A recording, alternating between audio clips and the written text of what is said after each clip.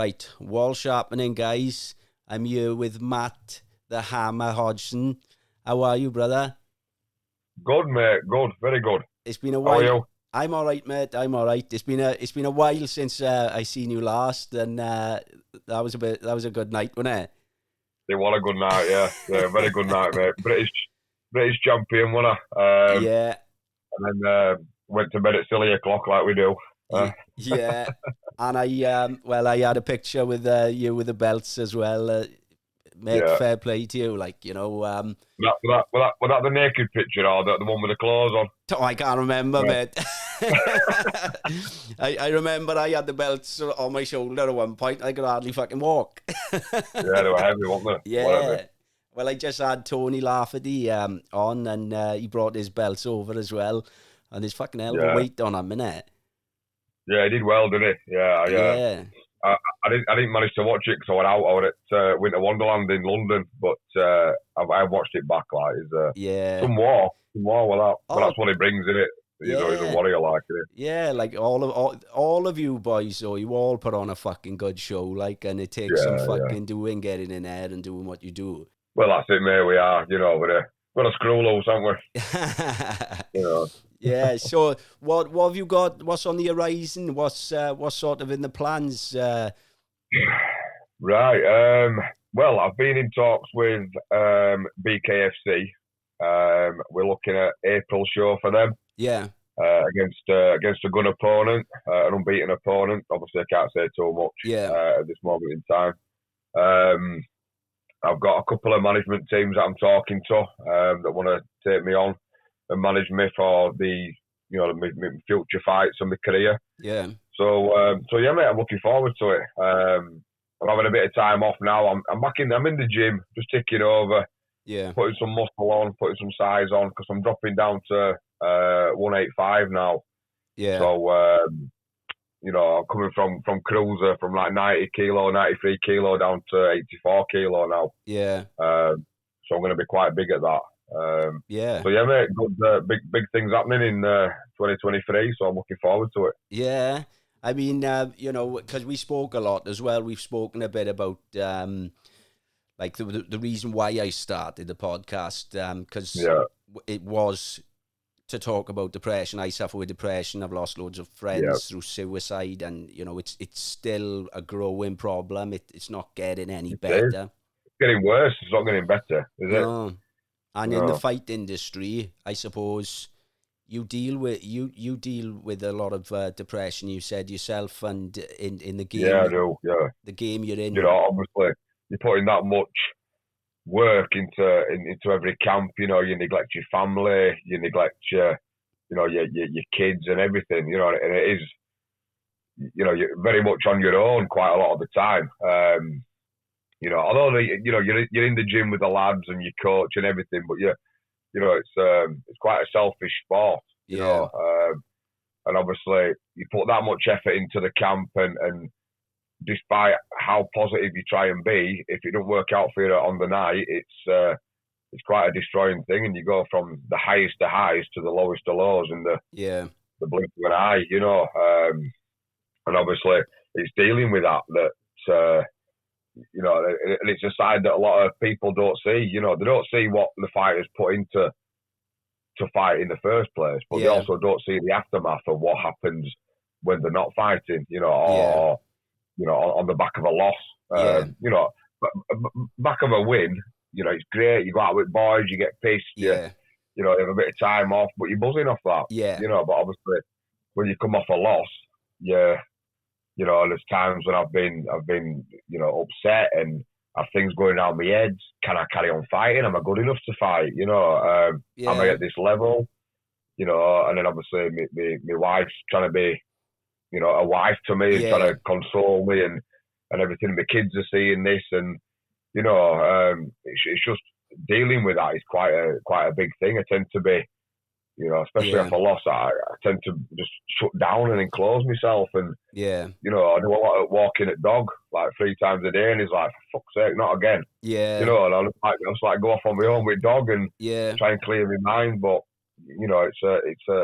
it's an hard sport, mate. It's like most sports out there, but obviously I think it's dealing with that. Yeah, it's a bit of a. I suppose it's more of a.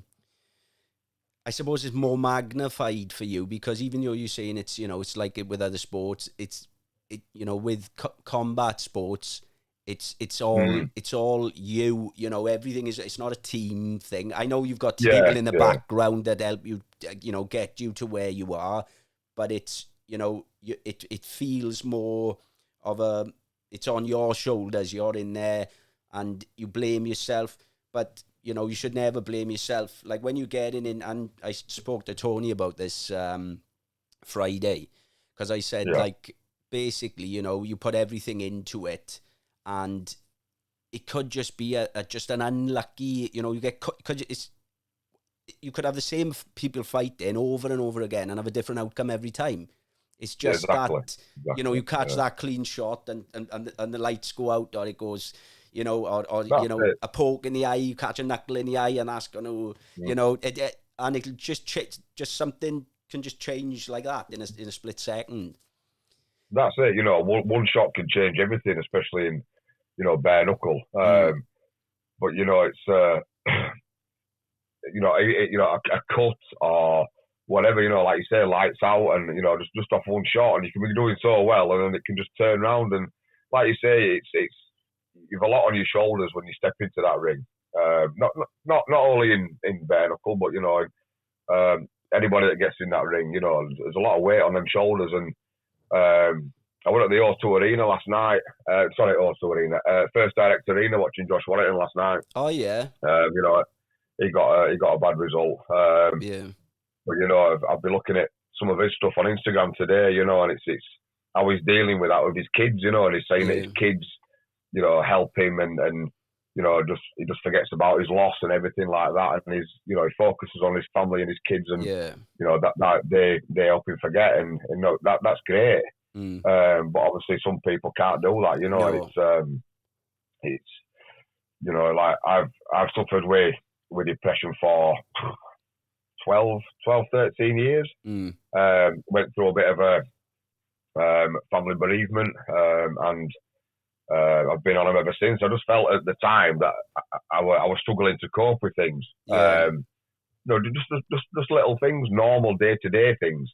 So the thing with me, instead of bottling it up and hiding, and I actually realised that there was something wrong, and I took myself off to the doctors straight away. And I sat down with him, and I did feel as though they were very quick to give me the tablets, but it were... he understood what I was saying, and I said, I feel like I can't cope. I said, I don't understand what's going on. So he gave me some tablets, and mate, I've been on them since then, 12 years ago, and I've been on numerous different ones as I felt as though things weren't, I weren't being able to control things as well as I should, and, other things were happening and I couldn't cope as well as I should. And so I was always talking to the doctor, but the thing with me is I realised that you can't bottle it up. You can't, hide away from things. If you realise there's a problem there, talk to somebody about it. Even if it is your doctor, or because I don't even like to talk to my wife about it. Some men they tend to think that they're less of a man. They're not as strong, and they're not as they're not manly. But that's bollocks, mate. It doesn't make you less of a man at all. It's just realising that you've a problem there, and it makes you a bigger man, surely, to go and sort that problem out and move forward. 100%. And that's what I've done. And I mean, to be honest with you, now I'm actually coming off me tablets. I've spoken to the doctor, and I've been dropping my dosage down, and I think I'm on something like 5 milligram every 3 days at the minute. Which is good, So I mean, that's hardly anything. I still struggle to cope with things. I still lose my mind. I still go off on one. I've got quite a short temper. But obviously my wife and my kids kind of know that I'm doing this. I've spoke to them about it, and we're a team, and we're all working through it together, mate. And and I feel a lot better. I feel a lot better. Yeah, I mean, like, I if I didn't have Stacey, because I've gone through. I think the biggest thing for me was I had, like, it must have been about 6 years ago, I had a massive, like, the doctors fucked up my thyroxine. I've told everybody this story, but basically it was down to the doctors fucking up my my medication over a long period of time, which led into basically like a fucking massive breakdown. I didn't even know what was fucking going on, like, you know. So and then the biggest thing of all was, you know, I wanted to sort of raise awareness about that. But since I started the podcast, it hit me again at the start of this year, and this year, that's why I haven't put any content out. I've just been trying to and I've spoken to you about, you know, we've talked. We've talked, and like I've said, you know, I was in a bad fucking way at the start of the year again, and I just thought to myself, do you know what? This fucking hasn't gone. It can come creep back. You know, depression doesn't just go. It's there. It's there in the background lurking, innit? Yeah, that's it, you see. And there's been times where it's weird because there's times that you actually think, oh, have I got a bit of bipolar here? Yeah, do you know what I mean? It is. Yeah, I know what you mean. One minute I'm down in dumps, and next minute I'm laughing, joking. And I know exactly. It's weird. I know exactly what you mean. It's weird.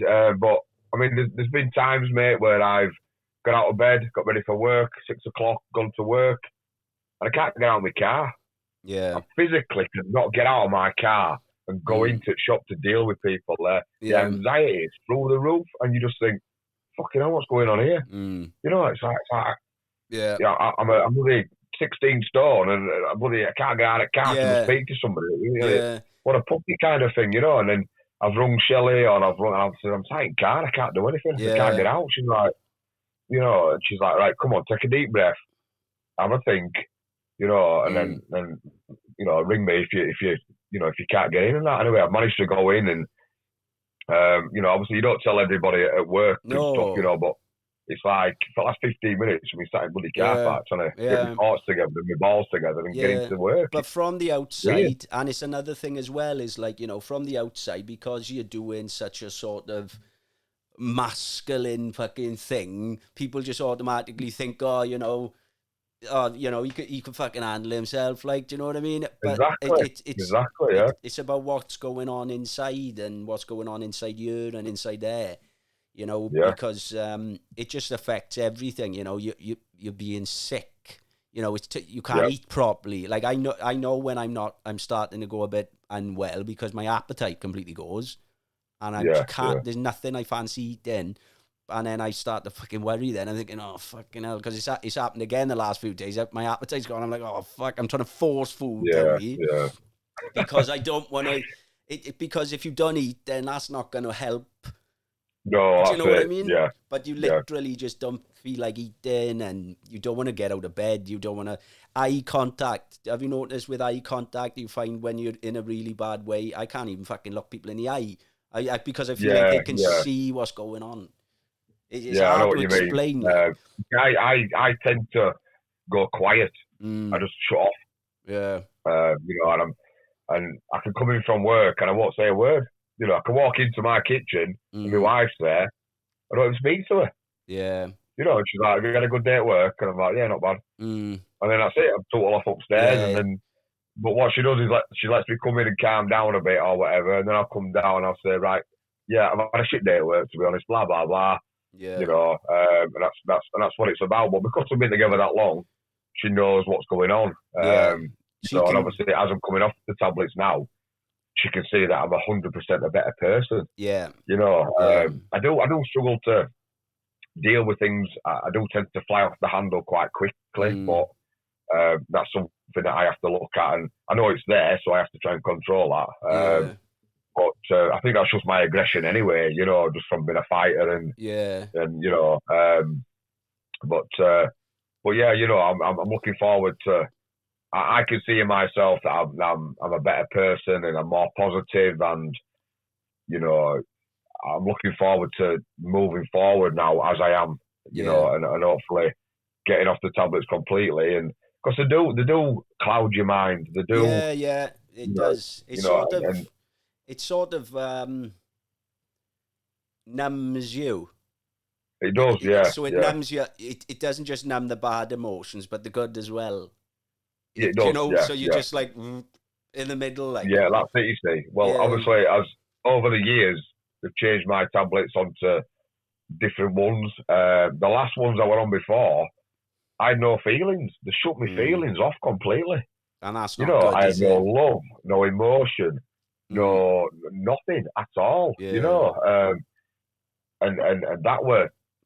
But the thing is, I could see it was happening, but I didn't give a shit. Yeah, because there were no feelings there. Well, I don't care. Yeah. I was speaking to Shelley offhand and my kids offhand, and they're like, "Dad, why you been like that?" I'm like, yeah, I don't know. It's not a good thing, is it? It's not, to not feel anything either. Like, that's not a good thing. Yeah. And it's trying to get a balance. Everything is balanced, and it is, mate. It is, But I mean, like I said, the main thing is to realise that there's something there and to do something about it. And it's the best thing I ever did was to take myself to the doctor and say, listen, something's not right here. Yeah. I'm not feeling myself. This has gone on. I feel like I can't cope properly. Can we do anything? Can we talk? Can you help me? Yeah. You need help. That's it. And, and like you said, because we do a masculine sport, you feel like you're a bit of a pussy if you're asking for help and going to speak to people. That's bollocks, mate. It's like go. And you know what?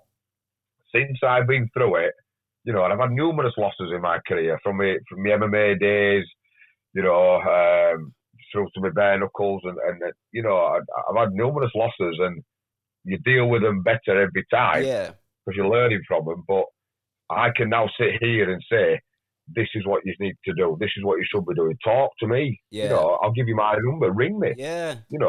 Speak to me. I can sit and just speak to somebody, mate, and just let them offload onto me. It's not a problem. Yeah. I do like to actually help people as I've been there and been through it, kind of thing. And it's a side that people don't see.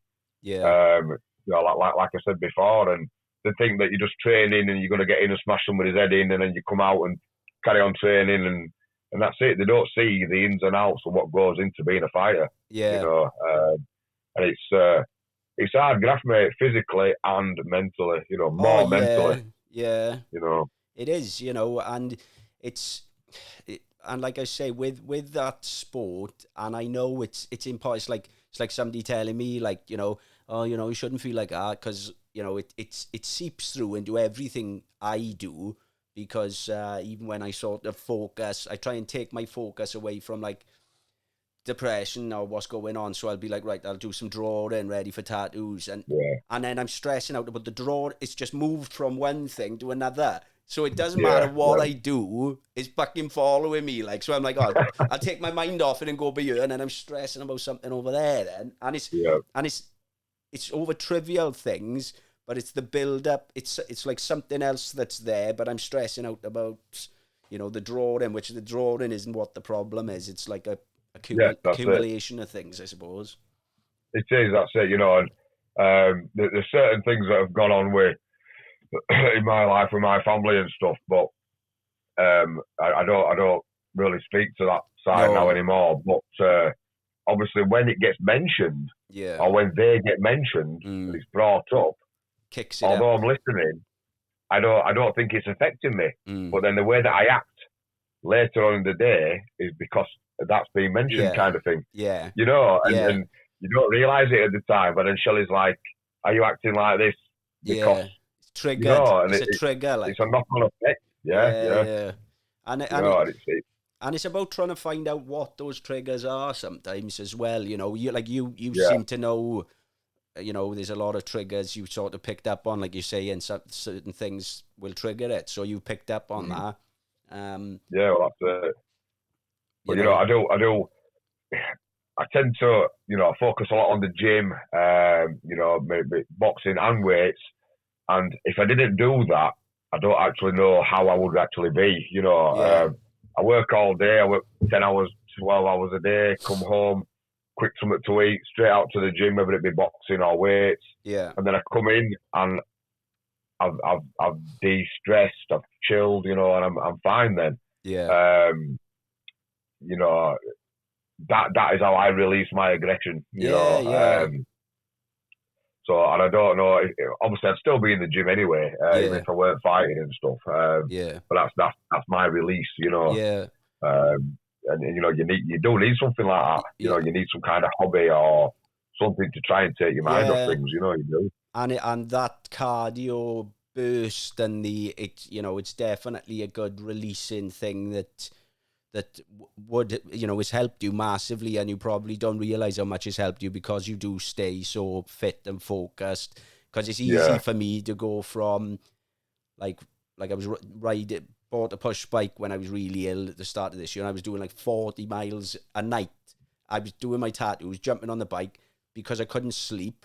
I was just burning myself, literally exhaustion, and then just get home, shower, and just lay on the bed and just fall asleep through exhaustion, just so I could sleep. But there's only so long I could have stayed. But I murder because I go from one extreme to the other, because I went from doing that. I got sick of it in the end. I'd probably done too much. And then I was like, oh, fuck, I'm fucking done with it now. Do you know what I mean? But I am going to get back and start doing it again. But again, I need to find that right balance, because I'm either all or fucking nothing. And that's the way I always have been. It. Yeah, you do. You definitely need that balance, mate. You know, you certainly can't be running yourself into the ground, because that's not good for anybody, is it? You know, you know, I get like that, but the thing is, you've got to listen to your body as well. You know, if your body's telling you that you're knackered and you need a rest, then have a rest. You know, I've been doing a lot of stuff with Anthony Holmes, who is he's the British champ of BKFC. He's a good boy, isn't he? He is a good lad, mate. He is. You know, very knowledgeable as well. You know, he's been where I have, you know, so I do speak to him about a lot. Any problems I have, I do speak to him, and you know, obviously he does a lot. He looks into the meditation and the breathing exercises and all that kind of stuff, and he's passed on his knowledge to me, and I've started doing things like that. You know, I do a lot of yoga, breathing exercises, bits and bats like that, and it all helps. You know, not only in the fighting side of things, but actually, you know, your own life as well. You know, and it is really, really good. But he's a big believer on listening to your body. You know, we obviously have heart rate monitors on when we're training and stuff, and you know, he looks at all the data and takes you know, and makes a decision off that, whether he's going to train the day after or you know, and how his nervous system is, and you know, he's really, really knowledgeable and looks really deep into stuff, and obviously, you know, he's a big believer in listening to your body and letting it rest if it needs, you know. Well, he's a good one. He's a good one to take advice from, isn't he? Because he's got so much. He has got so much knowledge with, you know, his experience, and you know, he's been doing well as well, and do you know what I mean? So he's done really well. I mean, when you see somebody like that, then they bring in these sort of aspects into the game, which changes it up for you a bit. I mean, it's brilliant information to sort of have access to, isn't it?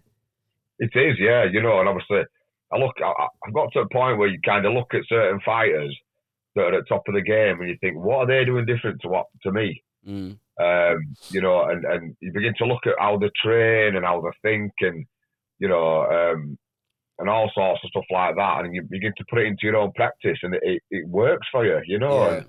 And obviously, I've trained with numerous coaches, you know, over years. My first big coach was Danny Mitchell.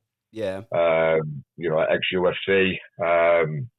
Really good guy, knowledgeable, you know. I think he's third degree black belt or something like that, I think now.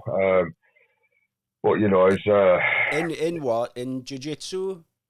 In jiu-jitsu, yeah. Well, that's, you know, that's fucking high up, that, isn't it? It's very high, you know. But yeah, but it was how he broke everything down to speak to his students, you know, for simpletons like myself, you know what I mean, that could actually take it in and then put it into practice, you know what I mean? Yeah.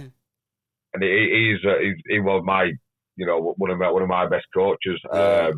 You know, unfortunately, I had to leave AVT due to, you know, getting sold over or whatever.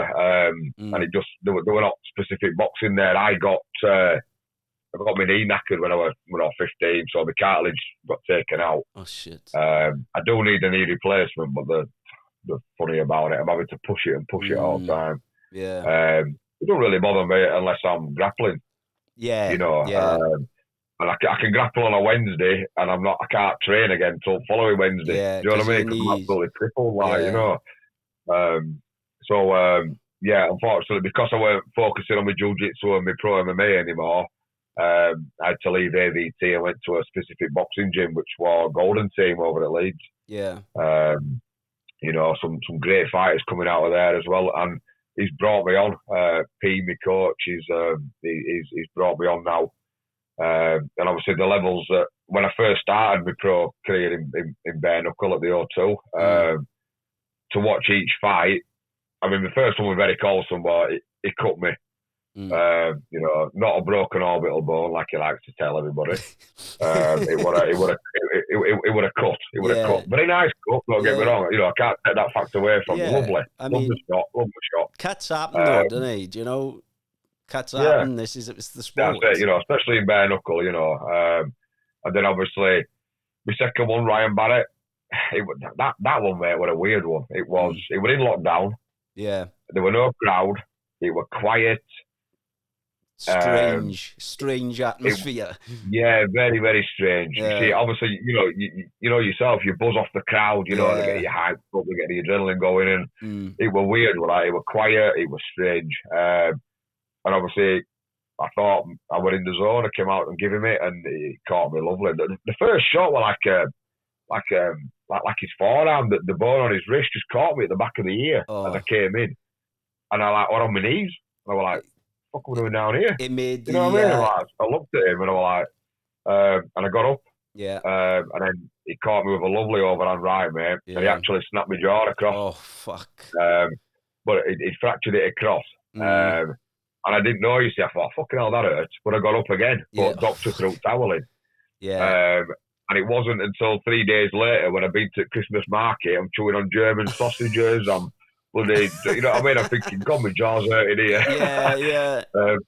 Took myself to hospital and it actually fractured it straight across, yeah.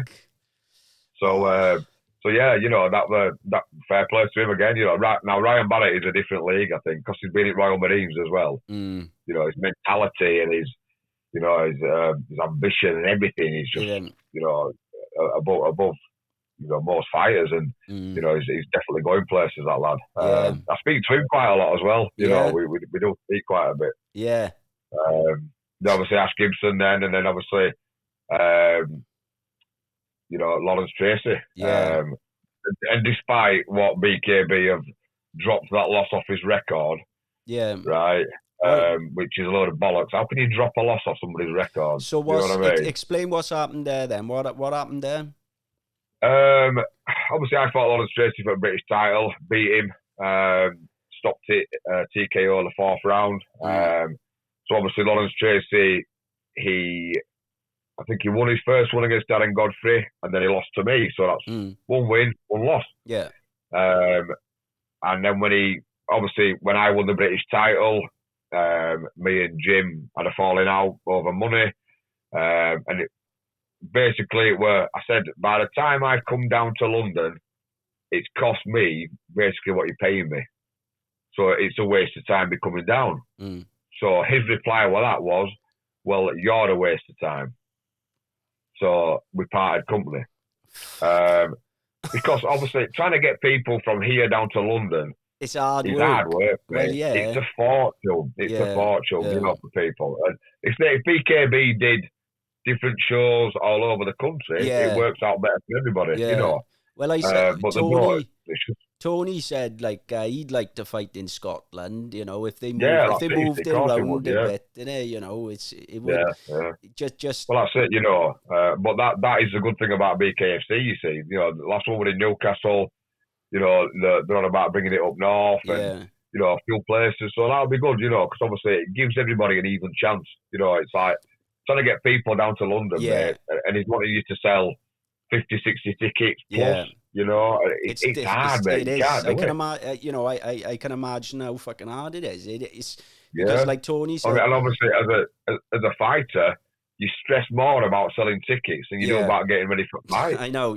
All your concentration is worrying about that when you need to be prepared for your fight. Yeah, and it shouldn't be. It shouldn't be, you know. But the promoters don't give a shit about that. You know, they know you're stressed about tickets, but they don't care about that. No. You know, they just want the money at the end of the day, don't they? You know. So yeah, we parted company. So the next fight that he had was against Mason Shaw. Yeah. And when he came in, when he did his ring walk on BKB, they classed him as I think it just put it back to his one win. So he was 1-0. So what, they took your win off him, like off his record, yeah. Well, you know, but the commentators never said anything about it. No, they'd obviously been told they can't say anything, you know. Yeah.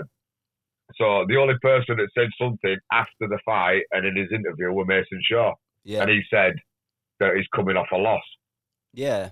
You know, and I was watching the fight and I'm thinking, you know, it pissed me off really because I thought that they might say a little bit of something regarding how I smashed him to pieces over 4 rounds. Yeah. You know, and you know, obviously coming off that, but there were nothing. There were no mention of me. There were no nothing. So that's fair enough, you know. Let's be bitter about it. You know what I mean? They can't pretend it didn't happen, though, can they? Do you know what precisely, I mean? Precisely. You know, you've numerous people across the world, mate, you know, on different socials and different platforms that have watched me smash Lawrence Tracy for the British title and got the British title, you know. So they aren't ever going to take that away. So I don't understand what they've gained from doing that. You know, it's daft. Yeah. But that's how bitter things can get, you know, and how stupid things can get sometimes, you know. But anyway, moving on from there, mate. You know, obviously that's been and done now. So I've learned a lot from those. That's in the past now. That's in the past, mate. That's it. Yeah. Bigger things to come. Yeah. You know, and I do believe it's not what it used to be. BKB. You know, especially with these bigger shows that are coming into play, paying the better money for a start off. Yeah. You know, obviously, fighters want to fight. I'm not sure really what the pay is on these like organisations and how they differ and stuff like that. I'm not. Yeah. Well, I mean, the bottom line is you don't get paid enough. You know, for somebody to go in there and physically fight bare knuckle, they can have the jaw broken, their eyes broken, their face broken, their hands broken. You know, you're cut to death.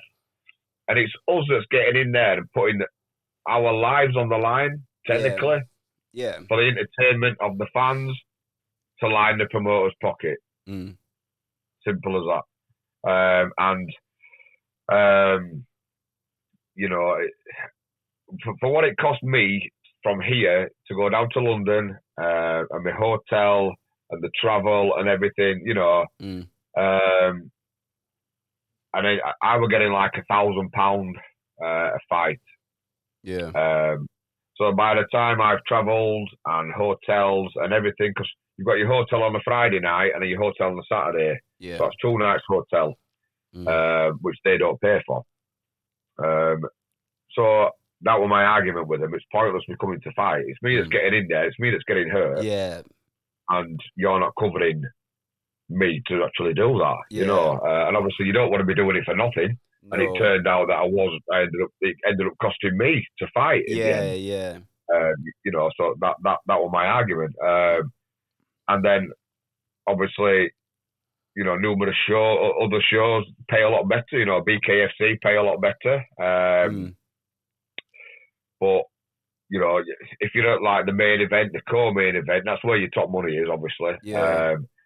But you know, I want the best fights with the best people for the best money I can get. You know, and I've always looked after myself over the years, and it turns out that you know promoters really have you where they want you because you want to fight on their show. Yeah. You know, BKB at the time when I spoke to Jim were like, oh wow, it's BKB, everybody watches it, it's where you want to be, it's the best of the best, you know. So if he's offering you £1,000 for you to actually get in there and do something that you enjoy anyway, you think, oh yeah, I'm laughing. Yeah. But when you're coming out with a broken jaw or a broken hand, and then you've got to have 6 weeks off work. Off work, then you're losing your actual day job, you know, as well. It's just not worth it. Yeah. You know, and I do work. You know, I work 10, 12 hours a day, and then I train on top of that. You know, which is hard enough as it is. You know, I'd love to be able to afford to just train twice a day and get paid for it, and you know, just put my focus into training. I'd love to do that. Now maybe that's, you know, that is my aim for the future, but you know, we'll see. But yeah, it's you know, and obviously and then looking at BKFC and that, you know, I've then been looking at management teams because I need somebody to push for better money on my behalf, you know. And whereas some promoters don't like talking to managers and to you know, coaches and stuff. Jim and Joe don't like doing that because they can't talk down to them and manipulate them and whatever. Whereas a fighter, you're like, oh yeah, well I'll do it for that money. I'll do it for that because I like to fight, you know. But then, like I say, when you get in there, it's just not worth it at all. So I'm looking at a couple of management teams to take me on board, and obviously push for the bigger fights for me for the bigger money. You know, and that's exactly what I want for next year and the year after. You know, I'm hoping I've got another 5 years fighting me, you know, looking after myself. But yeah, I'm 38, you know, so I have to. Obviously, as you're younger, you do it and you don't really look after yourself as much. You have a scrap and then you let it heal, and you don't stretch like you should. You don't rehab your injuries like you should. You know, and it's only when you get a bit older and a bit smarter and a bit wiser that you're like, I wish I'd have done this a long, long time ago. So that's a bit of advice to any young lads who are watching this. You know what I mean? Look after your body. You know, and obviously it's like the sparring side of things. You know, sparring without a head guard on. It's stupid. It's stupid. It is, you know. You know, and it's something that it's only sort of the last few years they've really started picking up on the fucking head trauma side of it, you know, because a lot of the like UFC fighters and that now, a lot of the like sort of the ones who really sort of analysed things, they don't do much sparring really, you know, full contact. No. Like they tend to avoid it now so they can prolong their career, like, you know. Yeah, that's it. You see, I know that. Obviously, speaking to Anthony Holmes, I know that he does a lot of technical sparring, more than heavy sparring. You know, throughout a 10-week camp, he might have 3 or 4 heavy spars. You know, and they're obviously quite a way out from his actual fight day. You know, so that if he gets a knock or if he gets concussion side of things, he can come down from that. You know, in good time for his fight. But what I've learned through Holmesy is the technical side. We learn a lot more like that. Rather than getting in there and knocking 7 bells of shit out of each other, because you're not really learning there. No, you're just causing fucking damage. Yeah, that's it. You know, we put little gloves on and we go 50%, but we go fast paced. You know, and it's a lot more technical. You're not scared of trying new things. You know, and, oh, that don't work because he's caught me over the top there, or that don't work because of this. And you know, you can analyse stuff and work with stuff like that a lot better. You know, and obviously as I've got older and wiser, that's what I started to do myself, you know. I think, you know, it's working a lot better for me. And I am a better fighter now than what I ever have been. Just through adding little bits to my game now, you know, and training different. Yeah, it's, you know, you've had some cracking scraps, like, you know, some of the fights you've had. I've never had an easy fight, mate. No. Somebody said to me the other day, went, fucking hell, mate. He says, you have never, ever had an easy fight. No. I'm like, no, I am, mate. I am. It's ever. A battle, like, it's always a fucking battle, innit? It is, you know, and sometimes if you lose to a fight like that, it's better to take, if you know what I mean. It's like, I got in there, I had a war. Yeah. You know, I put everything on the line and came up short, you know, so what kind of thing. But yeah, I think I can't remember who won. It might have been Jay Robinson or Ryan Robinson. They said you know, who you fighting next? So I told him who I'd got in the pipeline for April. And he was like, fucking hell, he went, you never have an easy fight. He says, what is wrong with you? I says, I don't want him, really. I don't want him. Yeah, well, you I just want to get in there, yeah. I mean, you don't want to cut corners, do you? And, you know, you want to fight the best, like. Well, that's it, you know. I mean, I fought Darren Hendry for the world title on the BFBA stage before Anthony Holmes beat him. He's a big boy. He's a big boy, isn't he? Yeah, he is a big boy. And it was like, we weighed in. Obviously, we did video weighing then. So he looked a lot smaller. And I'm thinking, we're all right. Yeah, I'm going to 90 kilo, you know. He told me he'd put 15 kilo back on overnight. Oh, for fuck's sake. How the fuck? When I stood in that ring with him, right, obviously on the two lines and we're facing each other, I'm thinking, fucking hell, you're big. Yeah.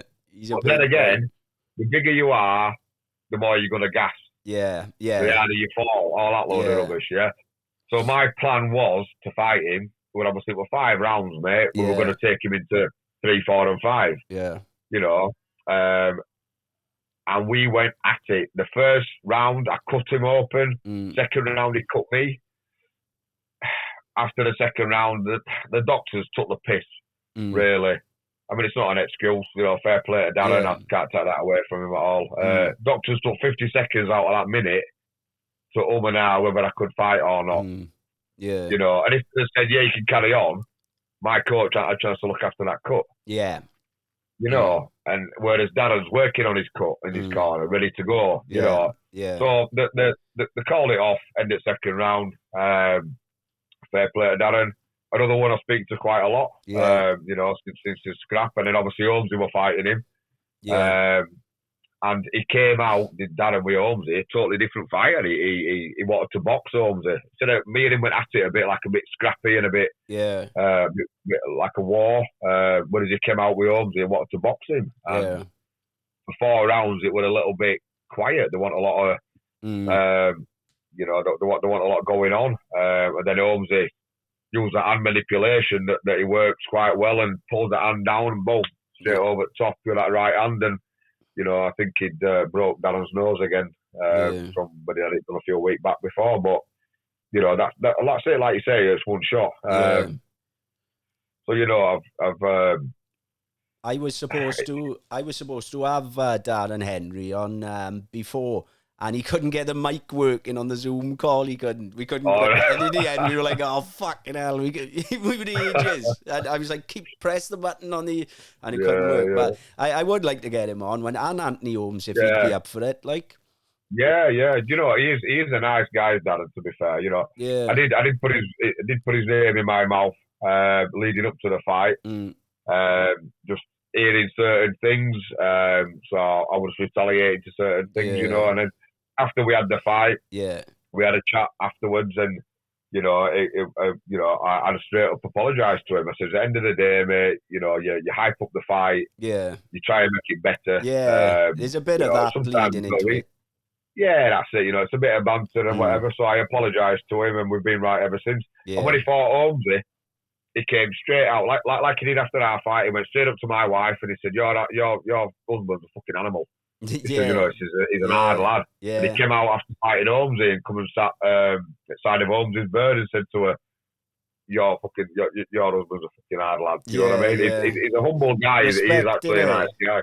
He's respectful, you know. He's that's it. You see, you find that, mate. When you knock 7 bells of shit out of each other, you do find that you're quite respectful. You respect each other, you know? You know, because what more, you know, you're going into the fucking trenches together, and you both fucking going through it together, and you respect each other. I mean, there's always one or two out there that are dickheads, aren't there? Do you know what I mean? Yeah.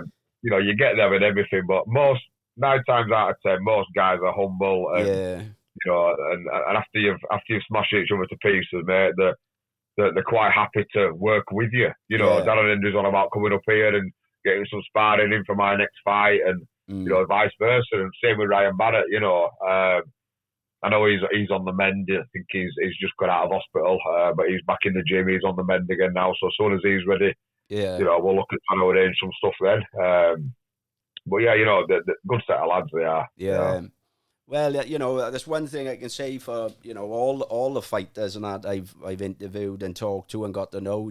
I've made a lot of friends with a lot of you. Like, you're all really fucking sound guys. Like, you're humble, you're grounded, and you're just good as gold. Everybody's been friendly and tidy and approachable. Do you know what I mean? Yeah, well, that's it. Yeah. You don't find that with a lot of us.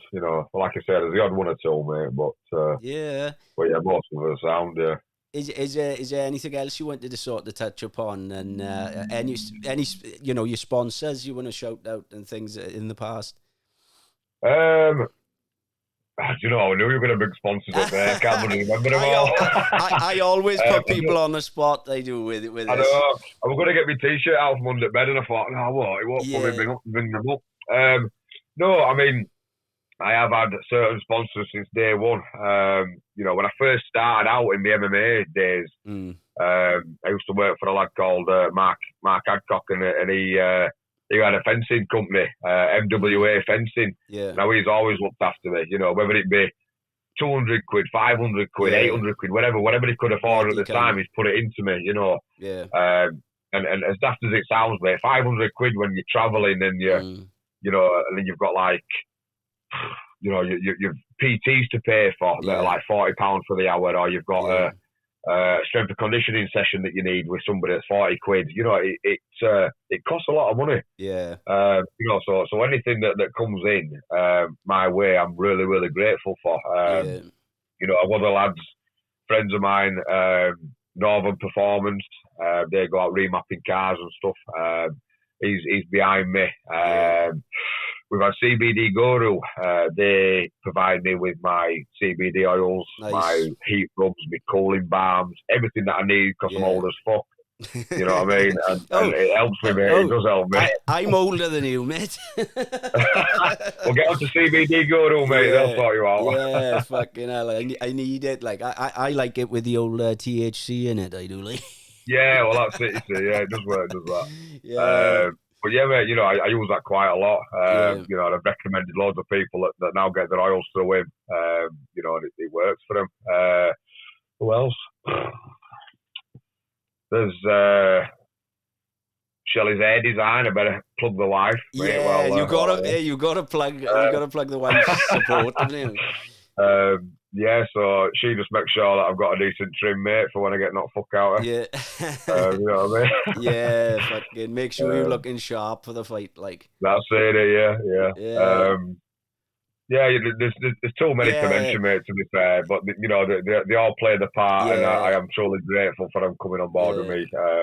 You just want to thank them all, innit? Just thank them all. Thank them all, mate. I do. And I couldn't do it without them. I couldn't be on the biggest bare knuckle stage in the world, in April, without their help. So yeah, I am truly grateful.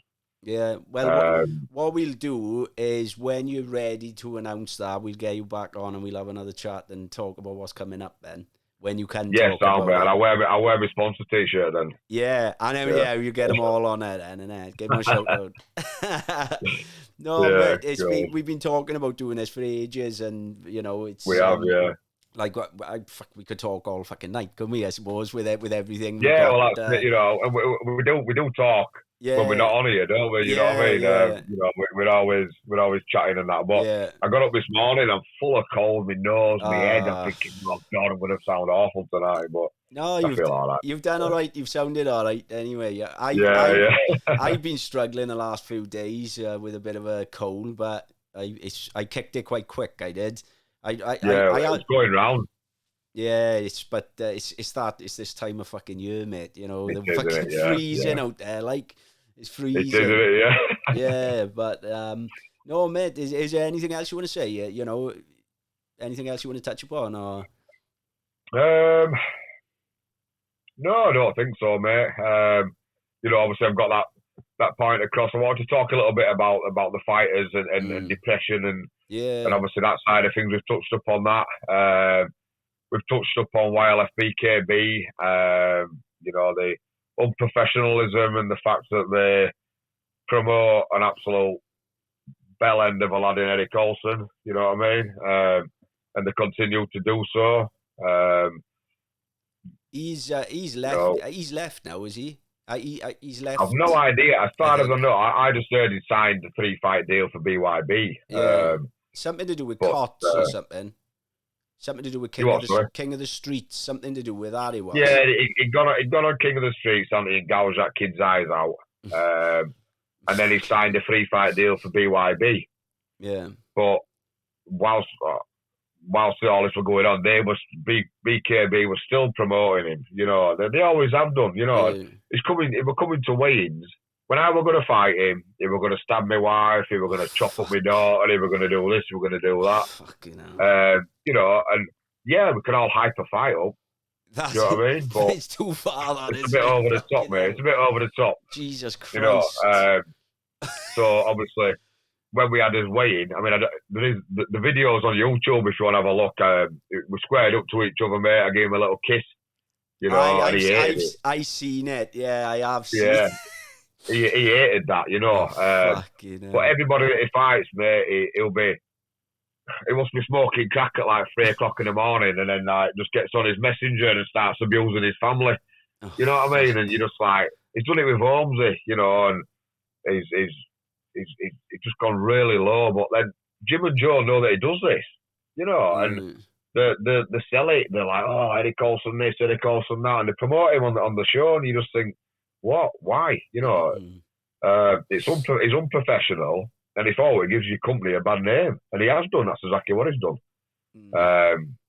You know, it will come into weigh-ins. He's got 5 security men round him, so people can't get to him. Do you know what I mean? And he's walking about like he's King Dick, surrounded by 5 security guys, so nobody can get at him. It's like fucking hell. You know, it's just it is what it is. You know, end of the day. I've blocked him on everything. He don't bother me. It's like this. You know, end of the day, that punch you give me, mate, I can't take that away from him. Yeah. But rate crap. Like you know? Like with, I think with someone like Eric Olsen, he's just such a fucking mad character. Like you you don't know what the fuck he's gonna do next. Like that's it. You don't. Yeah. It's like when I hear some of the stories he's doing, I'm thinking, fucking hell, you know, he's just mental. He's you don't know what he's gonna do or say. You don't know what you're gonna get with him, dear. That's the thing, you know. And in some ways, it's a promoter's wet dream, isn't it? You know what I mean? This is it, isn't it? Yeah. You know, but. No, end of the day, I don't know if he's left BKB or not. I think he has. I think he's left. I think he made an announcement saying he left. We were saying at time when we were under BKB, we were saying, you know, why have you got him on, you know, on your books and you promoted him and all this, you know, it should have been kind of what he did now. He were doing something and we were like, how unprofessional is that? And they were like, he were on the same show as me, the same card as me, and he squared up to me in the back, and he were like, should I be dropped from BKB? And I'm like, yeah, you fucking should. And then security guard got in at us because we were going to tear each other's head off. You know, before there's actual fights, we were going to scrap in the back, you know. Oh, fucking hell. But it is, you know, he is what he is, isn't it? Yeah. He is that person, and, you know, well, it's, you know, leave him to it. He's fucking mad. He is fucking mad. He is mad. That's it, you know. But you know, and maybe he'll sue King of the Streets. You know what I mean? That's obviously his side of things, isn't it? You know, we've all done that. You know, I can't get me, and I'm not slagging King of the Streets off because I've had messages off them before because I put something on Facebook about the fact that the fights that they have on there, mate, can hurt you for life. Yeah. You know what I mean? And he messaged me, did the head of it or whoever you are. So we had a bit of a discussion, and I said, I'm not taking it away from you. I like to watch it. You know, I'll watch it. Yeah. But I would have stated facts that it's you know, and that people can get seriously hurt. You know, I mean, I think that's the thing that sort of draws people in with it as well, is because. Well, I'm not being funny, mate, but I could go uptown and bloody have a scrap like that. Do you know what I mean? And most of us have done. Most of us have done over the years, you know. Yeah. But now we do it professionally. We keep it in the ring, and that's it. You know, we don't go underground. We don't do any of that shit because we've been there and done most of it all his life. You know what I mean? I do like watching it. Like, it's because it has got that fact. But you don't want to see anybody getting seriously hurt. Yeah, That's it. You see, yeah, you don't want to see anybody getting hurt, like badly. You don't know. I mean, did you see Alex and Basher's fight where he bit his ear off, or he bit top of his ear off, didn't he? You know.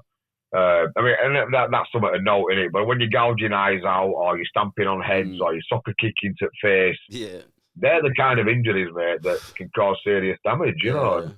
Oh yeah, it's brutal. It's fucking brutal. It is brutal, man. It is brutal, yeah. But but no, fair play to some, you know. I don't like to watch myself, like I said. Yeah, no, but you know, it's amazing the stuff you've achieved, and you're still fucking going strong. And you know, we're looking forward to seeing what's going to come in April. Now I'll be tuning in and watching. Yeah, that's it. Yeah, but I put the feelers out there now, so we'll see when we can announce it, mate. So, but I'll get you on. I'll get you on again to announce that, and we'll talk about that then. Yeah, good. I look forward to it. Right, well, mate, it's been a fucking pleasure, and I think thank you, mate, for having us on. Thank you, mate. I appreciate you coming on, and you know, we'll tie back in, and we'll get another one going now before your next fight when you're ready to announce that. But Matt, it's been a pleasure. This is thank you very much. This is Matt the Hammer Hodgson, and this is Walsh happening. Thank you, guys.